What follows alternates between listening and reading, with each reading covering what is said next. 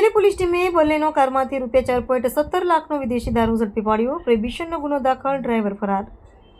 સંજેલી તાલુકાના સંજેલી પોલીસ સ્ટેશનની પોલીસ ટીમે દારૂનો જથ્થો ઝડપી પાડ્યો, જે દાહોદ જિલ્લા પોલીસ અધિક્ષક રવિરાજસિંહ જાડેજા અને ઇન્ચાર્જ પોલીસ અધિક્ષક જેપી ભંડારી નાઓના માર્ગદર્શન હેઠળ જિલ્લાભરમાં અસરકારક કાર્યવાહી હાથ ધરવામાં આવી રહી છે.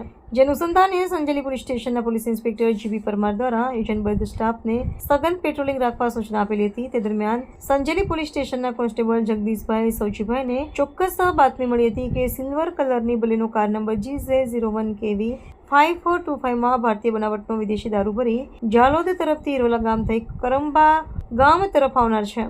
જે બાતમીના આધારે પોલીસ દ્વારા વોચ ગોઠવવામાં આવી હતી. શંકાસ્પદ વાહન આવતા તેને રોકવાનો પ્રયાસ કરાયો હતો, પરંતુ કાર ચાલકે વાહન રોક્યા વિના ભાગવાનો પ્રયાસ કર્યો હતો. પોલીસ દ્વારા પીછો કરતા થોડા અંતરે ચાલક કાર મૂકીને ફરાર થઈ ગયો હતો.